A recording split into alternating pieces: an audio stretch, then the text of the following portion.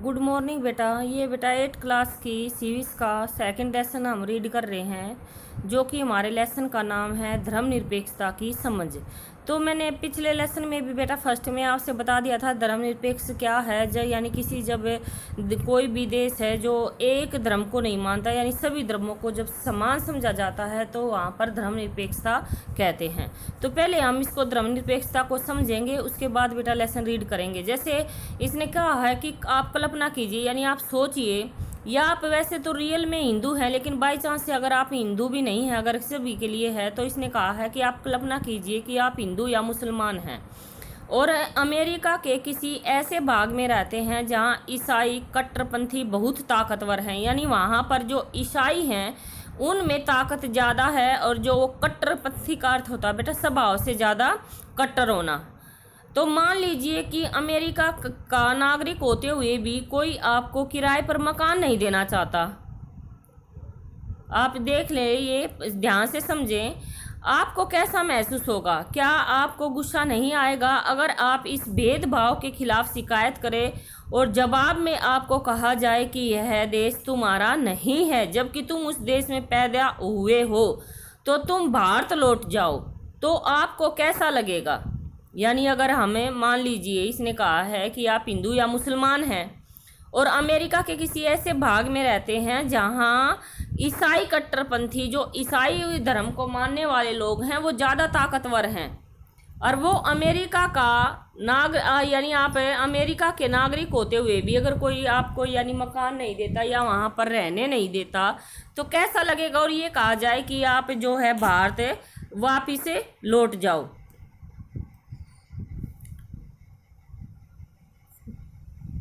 क्या आपको बुरा नहीं लगेगा? आपका यह गुस्सा दो रूप ले सकता है। एक हो सकता है आप इस प्रतिक्रिया में यह कहे कि जहां हिंदू और मुसलमान की तादाद ज़्यादा है, जो वहां ईसाइयों के साथ भी इसी तरह का बर्ताव होना चाहिए। यानी एक तो ये है कि आप ये कह सकते हो कि वहाँ पर ईसाइयों के साथ भी ऐसा हो जैसे हमारे साथ हो रहा है। अरे यह बदला लेने वाली बात है, या फिर आप यह भी तय कर सकते हैं कि सबको इंसाफ मिलना चाहिए। इस सोच के आधार पर आप संघर्ष का रास्ता चुनकर इस बात के लिए आवाज़ उठा सकते हैं, यानी अपने अधिकार की आप मांग कर सकते हैं कि धर्म और आस्था के आधार पर किसी के साथ भी भेदभाव नहीं किया जाएगा।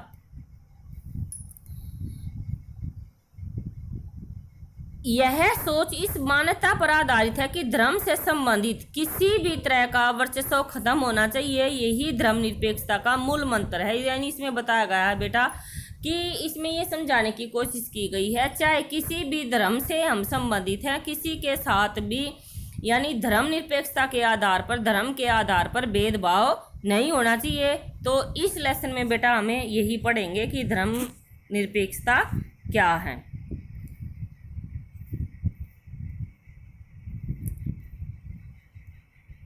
जैसे ये भी है बेटा कि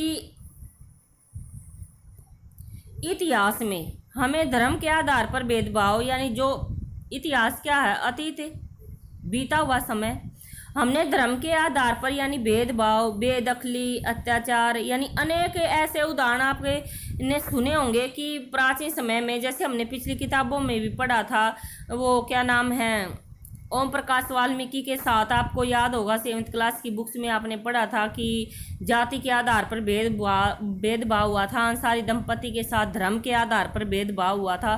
तो ऐसी आपने बहुत सारी कहानियां पढ़ी होंगी कि अतीत में यानी भेदभाव, बेदखली, अत्याचार यानी ऐसे होता था। शायद आपने हिटलर के बारे में जर्मनी में, यानी आपकी क्लास में अभी नहीं आया है बेटा, हिटलर जो था उसने भी धर्म के आधार पर यहूदियों पर बहुत अत्याचार किए थे। आगे आप 9th क्लास में पढ़ोगे ये चैप्टर। तो वहाँ कई लाख लोगों को केवल धर्म के आधार पर ही मार दिया जाता था। कहाँ पर? जर्मनी का नेता था बेटा हिटलर, जर्मनी में। लेकिन अब यहूदी धर्म को मानने वाले इजराइल में मुसलमान और ईसाई अल्पसंख्यकों के साथ अमान्य है। लेकिन इसने कहा है कि अब भी यहूदी धर्म को मानने वाले इजराइल में मुसलमान और ईसाई अल्पसंख्यकों के साथ अमान्य व्यवहार किया जा रहा है, और सऊदी अरब में गैर मुसलमानों को मंदिर में गिरजाघर बनाने की छूट नहीं है, और न ही इन धर्मों के लोग वहाँ पूजा अर्चना यानी पूजा के लिए किसी भी सार्वजनिक स्थान पर इकट्ठा हो सकते हैं। यानी इसने एक समझाने की ये केस की है कि प्राचीन समय में भी होता था भेदभाव, लेकिन कई ऐसे देश अब भी हैं जहां पर अब भी अमानवीय यानी जो मानव के साथ व्यवहार नहीं किया जाना चाहिए, आज भी कई देशों में वह व्यवहार होता है। इन सभी उदाहरणों में एक धर्म के लोग अन्य धार्मिक समुदाय के लोगों के साथ तो भेदभाव कर ही रहे हैं, या उनकी उत्पीड़न यानी उनको दुख भी, उनका शोषण भी कर रहे हैं। उत्पीड़न का अर्थ होता है बेटा भेदभाव की ऐसी घटनाएं तब और ज़्यादा बढ़ जाती हैं जब दूसरे धर्म के स्थान पर राज्य किसी एक धर्म को, यानी जब राज्य, इसने मेन बेटा आपकी यह लाइन आपने इम्पोर्टेंट है, याद करनी है आपने, कि जब भेदभाव की, अत्याचार की या शोषण की भावना जब सबसे ज़्यादा बढ़ती है, जब राज्य किसी एक धर्म को अधिकृत मान्यता प्रदान करता है। जाहिर है कि कोई भी व्यक्ति अपने धर्म की वजह से न तो भेदभाव का शिकार होना चाहता और न ही किसी दूसरे धर्म के दबदबे में रहना चाहता। भारत में क्या राज्य धर्म के आधार पर किसी, यानी अब हम यहाँ पर पढ़ेंगे कि क्या भारत में राज्य किसी एक धर्म को अधिकृत मान्यता प्रदान कर रहा है या नहीं, हम इसमें ये भी पढ़ेंगे, क्योंकि इसमें बताया है कि अत्याचार तभी बढ़ता है जब राज्य किसी एक धर्म को अधिकृत मान्यता प्रदान करता है। तो अपना कोई ये पहला क्वेश्चन भी बनता है कि धर्मनिरपेक्षता क्या है, और हमारा लेसन भी यही है, धर्मनिरपेक्षता क्या है।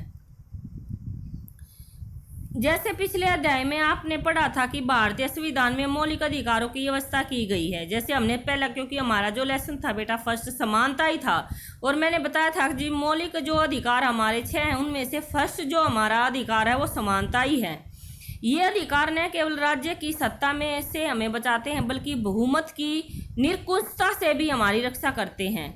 भारतीय संविधान सभी को अपने धार्मिक विश्वासों और तौर तरीकों को अपनाने की पूरी छूट देता है। यानी कहने का अर्थ क्या है कि जो भारतीय संविधान है बेटा उसमें धर्मनिरपेक्षता का अधिकार भी है, हमारा तीसरा अधिकार। उसमें क्या है कि हम अपनी इच्छा से किसी भी धर्म को अपना सकते हैं, छूट देता है हमें अपनाने की।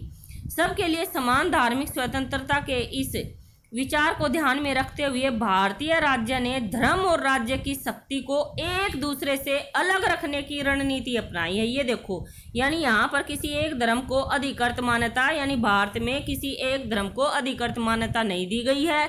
अगर अधिकृत मान्यता दी जाती तो अत्याचार या धर्म के आधार पर दंगे संघर्ष बहुत अधिक हो जाते। तो भारतीय राज्य ने क्या किया है, धर्म और राज्य की शक्ति को एक दूसरे से अलग रखने की रणनीति अपनाई है, और धर्म को राज्य से अलग रखने की इसी अवधारणा को धर्मनिरपेक्ष कहा जाता है। तो अब आपका बेटा कंप्लीट, यानी आपका हो जाना चाहिए कि आपकी समझ में आ जाना चाहिए कि धर्मनिरपेक्षता क्या होता है।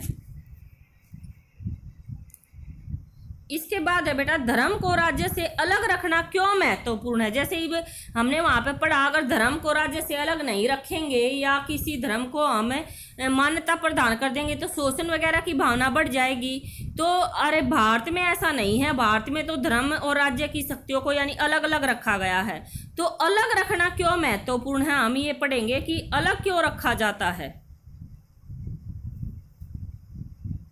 जैसा कि पीछे चर्चा की गई है कि धर्मनिरपेक्षता का सबसे महत्वपूर्ण पहलू है धर्म को राजसत्ता से यानी राज्य से अलग रखना, और एक लोकतांत्रिक देश में यह बहुत जरूरी है। दुनिया के तकरीबन सारे देशों में एक से जैसा आप जानते भी हैं कि जो आप मान लीजिए भी दुनिया की बात करें तो ऐसा कोई भी देश नहीं है जहाँ पर सिर्फ एक ही धर्म हो, यानी एक देश के अंदर बहुत सारे धर्म रहते हैं।